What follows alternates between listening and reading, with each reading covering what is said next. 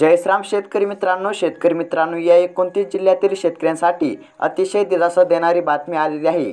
शेतकरी मित्रांनो या 29 जिल्ह्यातील शेतकऱ्यांना आता हेक्टरी 13,000 रुपये ते हेक्टरी 36,000 रुपये इतकी मदत देण्यात येणार आहे।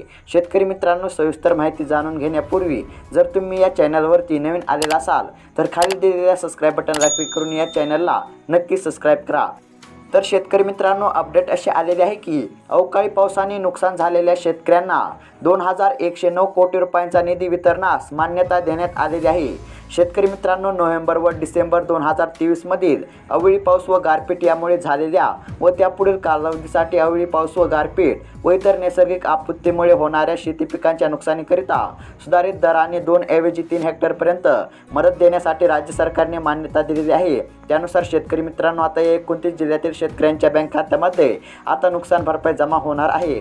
तर शेतकरी मित्रांनो पहिला जो जिल्हा आहे तो आहे गोंदिया, त्यानंतर नागपूर, वर्धा, भंडारा, गोंदिया, चंद्रपूर, त्यानंतर ठाणे, पालघर, रायगड, रत्नागिरी, सिंधुदुर्ग, अमरावती, अकोला, यवतमाळ, बुलढाणा, वाशिम, त्यानंतर पुणे, सातारा, सांगली, सोलापूर, कोल्हापूर, त्यानंतर छत्रपती संभाजीनगर, जालना, परभणी, हिंगोली, नांदेड, बीड, लातूर, त्यानंतर धाराशिव।